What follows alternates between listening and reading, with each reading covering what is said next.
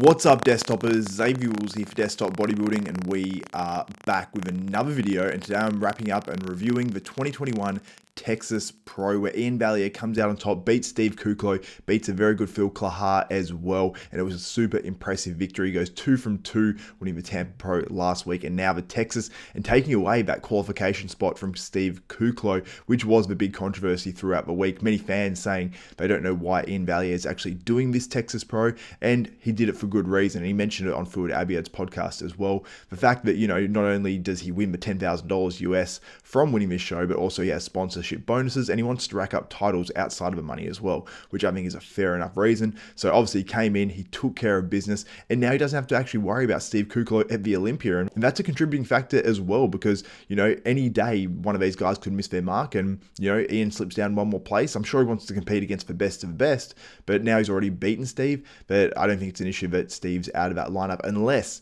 Steve can win that 2021 Arnold Classic and come back at his all-time best. Now, when they first came out at prejudging, I thought this is Steve's show.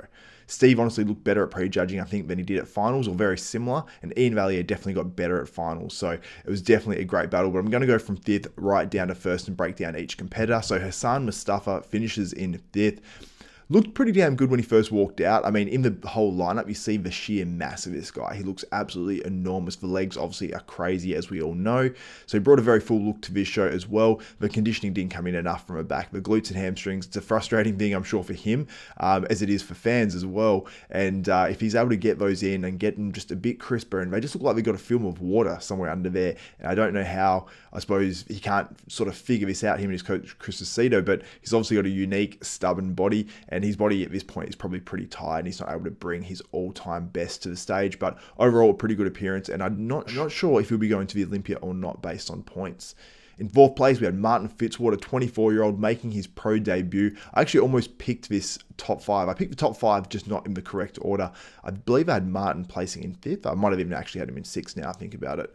But a very impressive pro debut. When he actually came out, I thought, oh, he's off. He's a little bit off, like when he hit some of his shots. But when he's actually walking out, you can see he's got striations through his medialis. So I don't know if it was the lighting or if it was his tan or what it was, but he looked like he had really good conditioning in some areas of his physique, and other areas looked sort of soft. So it was a little bit confusing. So I don't know if that was a water issue, whether it's a muscle maturity issue, or what it actually is. But overall, 4th place in your pro debut is absolutely amazing. This guy has a huge future, and I was very, very impressed.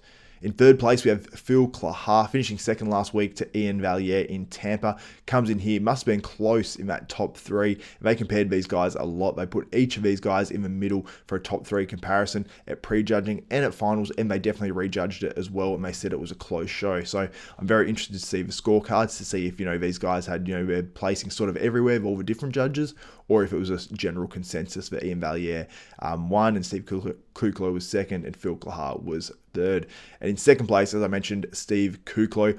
He's got to be pretty disappointed. He doesn't get that Mr Olympia qualification that he obviously wanted. And in 1st place, Iain Valliere, super impressive. I actually looked at the video at finals and had him winning. At prejudging, I had Steve Kuclo winning. I think Steve actually came out at his best at the start of prejudging and then just slowly faded a little bit. And he didn't bring it back at his best at finals, but he was still very, very good. It was just a very good Iain Valliere who improved from last week at Tampa, in my opinion. I thought he was a little bit crisper, and I think that's what got him a win. Had he not been better than Tampa, I believe Steve Kuclo would have won this, and maybe even Phil Clahar would have placed 2nd. So huge improvement, and it shows how close this top 3 was at the 2021 Texas Pro. But let me know what you think in the comments below. Did you have Steve Kuclo winning? Did you have Iain Valliere, or did you have Phil Clahar? Let me know in the comments. And what did you think of the pro debut of Martin Fitzwater? But let's move on to the 212s and discuss what went down there. Ahmed Elsadany finally gets that pro win. He's had a few seconds this year. He's brought an amazing physique to the stage for those last few shows, and he gets rewarded here in what was actually a close one in the end against Austin Karr, who looked absolutely sensational and made huge improvements from last weekend, where he got 16th place, moved all the way up to 2nd. But I'm going to break down the top 5 quickly and give those placings. In 5th place, we had Charles Curtis. Just a guy that has a really nice shape, really well balanced, round muscle bellies. I thought he looked really, really good. Jason Herbert, or I heard it actually being pronounced differently than that, so sorry Jason if I got that mispronounced. Always brings great conditioning. He looked very, very good up there. I thought he might have been pushing for third place there, but Martin Gomez gets that. He was very well conditioned, very well balanced as well, and I think that's what got him third position.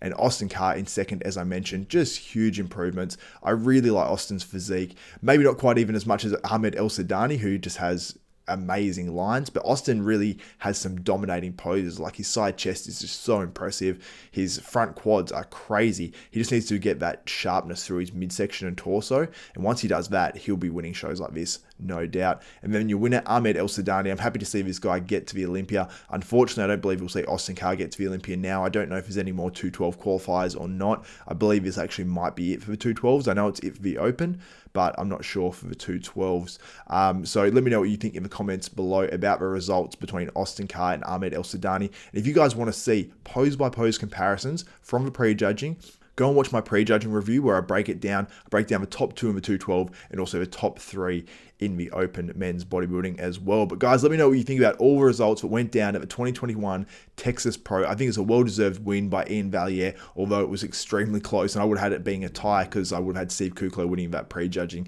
and Iain winning the finals. So let me know what you think in the comments below. If you guys like and appreciate this content, please give this video a thumbs up, smash that like button, also subscribe and hit the notification bell button. That way you'll be notified of every video that goes up for myself, Xavier Wills at Desktop Bodybuilding. So for Xavier Wills, Desktop Bodybuilding, we are out.